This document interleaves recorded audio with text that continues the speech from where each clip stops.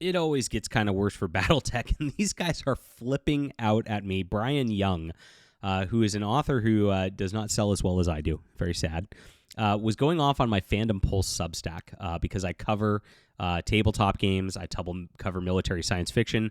This is where it's at. Fandom Pulse is so big. Everybody reads it. He obviously reads the articles. They all hate read. It's very funny. And thank you guys for making us one of the best sellers on Substack as far as a paid subscription. Now, you can sign up here, guys. You can get a non-paid subscription as well. It's a lot of fun. We cover everything. I'm covering a lot of drama and tabletop games. If you missed the Wonder-Filled games, I did some articles on this. I also have videos on it, which are crazy. This was wild this week. But we try to cover everything. Tomb Raider RPG, Dungeons & Dragons. We got that. In books, we have a lot of good stuff. We got a Dragon Award winner with an interview. There's always something new on Fandom Pulse. And I really, really appreciate you guys for reading and making this such a success. This is in the description below. Thank you for being here. Sign up for this and join us. And if you would like to do a paid subscription, of course, we do this with zero advertising. That way we can be unfiltered and not have to worry about things. It's all due to readers like you. So thank you very much for supporting us. So yeah, this is pretty interesting as we got Bryan Young from Battletech attacking us this week. Now, it's Pride Month, everybody. And, of course, Battletech's mechs. I thought they were mech books, like about shooting things, pew-pew, combat war, and in a tabletop game where you roll some dice and you destroy some of your enemy mechs. Nope, not anymore. It's wishing the LGBTQ plus community a happy Pride Month. And here's where Bryan Young goes nuts on this. He goes, I'm really proud to work with Catalyst Game Labs. They do good work, and they're working on cultivating a terrific, inclusive community for playing great games. Now, like always with these people, when they say inclusive, they mean excluding normal people because they want to have their little fetish club, and then you're supposed to just bow towards that and talk about that full time and clap for them every time they talk about their weird fetishes, and they don't want to have any shame in that. Now, in a normal, good society, they would have shame in that, and they'd just not talk about it, and I'd be able to sit at the table with Bryan Young, and we'd be able to play our little mech game and just, do whatever. But we're not in a normal society anymore. We're in a society where these people are, getting participation trophies for this kind of stuff. They need their safe spaces, and so they're actually trying to exclude normal people from gaming. And it's hurt the tabletop gaming industry tremendously over the last several years because of that. On top of that, it's also hurt science fiction and fantasy in the book publishing industry. That's what we call out quite a bit. And as you've seen, we've covered it before, the Battletech novels are not selling like they used to. They are just dying on the vine. Blaine Pardoe got out of there. Blaine Pardoe was one of the ones who created a lot of the lore for this system, one of the greatest mech writers out there. They blacklisted him from the company, and he started his own mech universe. It's called Land and Sea. Great series if you've not read that. And that's outselling this stuff by leaps and bounds, and it's crazy to watch. And you can see this is why these guys are angry. That's why they're seething. When they're not selling, when things aren't that good, this is when they act like this and they try to consolidate the small base that they have rather than reaching out, trying to grab new gamers, trying to expand things, right? And so this is what he did over on BLUESKY. Just so you know, Fandom Pulse is on BLUESKY. Yeah, I opened a BLUESKY account there. I'm not afraid. I will just be in the space. I'll post my articles. That's it. I don't bother nobody. But they bother him just from being there and existing. They're like the nerd equivalent of Alex Jones and Fox News. There it is. If this was not an endorsement and a reason to subscribe to Fandom Pulse, there you are. We are the nerd equivalent to Alex Jones and Fox News all rolled. I'm going to put that at the top of the website, as a quote. That's amazing. Thank you, Bryan Young, for that great compliment. In the spirit of not giving oxygen to these sorts, I'd recommend blocking now. And then he actually tags me in this so that people can block me. Look at this, 130 likes, 74 reposts. That's all the juice he has. Not very much. And so it's run by a known harasser, troll, and dude has been referred to as a Nazi bootlicker, who has been referred to. That's a nice way to try to not libel because somebody else said it, not me, is what a trick Bryan Young did. He obviously crazy.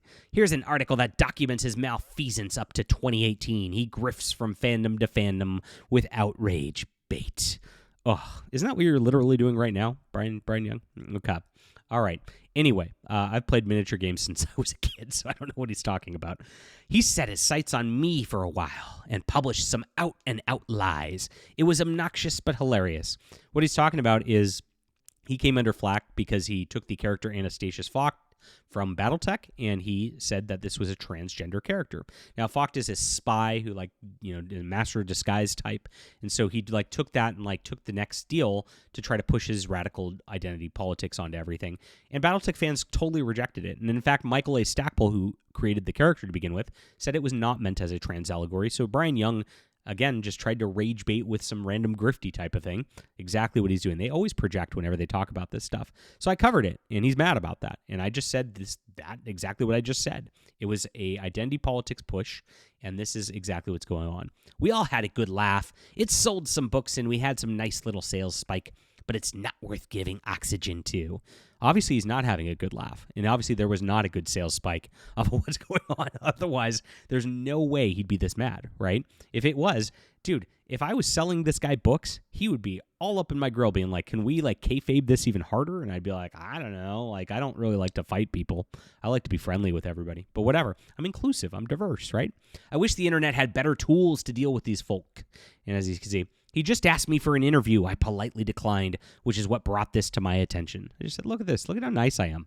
Hi, Bryan. Would you like to do an interview for Fandom Pulse?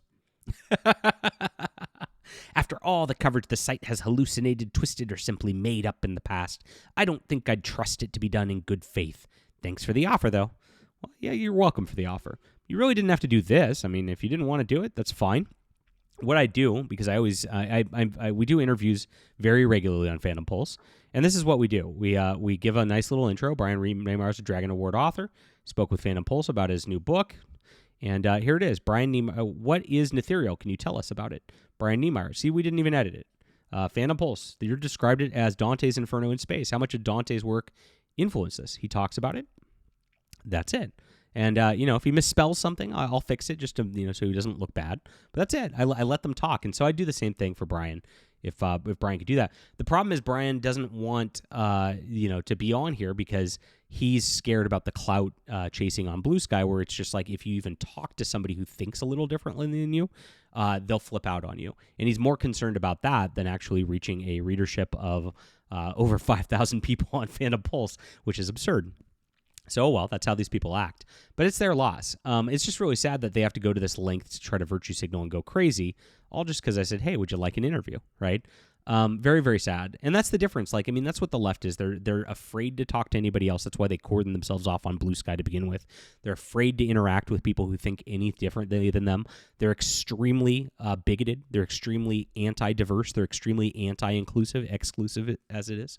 And everything they say is just a projection. And that's exactly what this exposes every single time when we see this.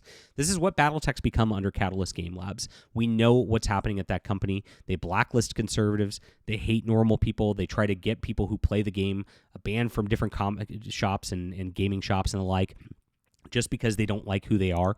And it's just, it needs to stop at some point. You're killing your own hobby, because here's the deal. It's a niche thing. At some point, if you tell half the people to go away, they do go away, and then you run into a lot of problems. And as we know, hobby shops are closing left and right. Comic shops are closing left and right. People are going out of business. People are just not doing very well in the publishing industry. It's really hard in the economy right now and everything too.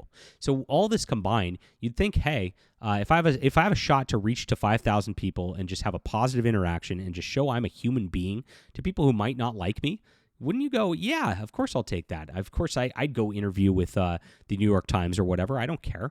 If they want to twist my words, I'll make a video about it. Not a big deal. I'd win either way. If they don't twist my words, I'd go, hey, this is a good interview.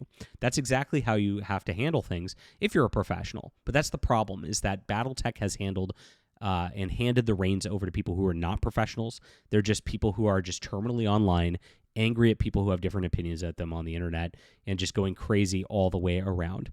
And look at this. I mean, he's taking these Battletech mechs and painting them transgender flag colors. My gosh, this is crazy. I wish I knew how to get this sort of faded colors and sleek lines on my detail painted. Yeah, I'm too lazy to even try to paint something, even with lines like that. That's true. Colors aside, that's why I'm trying to just get a guy in my Discord to do it for me, but he wants to charge me money. Can you imagine that? I know it takes a lot of time to do this stuff. It's rough. Leave a comment down below with what you think about this. Please hit the like and subscribe button, guys. And guys, what a better endorsement for Fandom Pulse right here. The Alex Jones and Fox News of nerd equivalency. There we go. Sign up in the description below. Check out my books. I think they're better than Bryan Young's, and I think you'll enjoy them. They're in the description below as well. Leave a comment. We'll be back soon.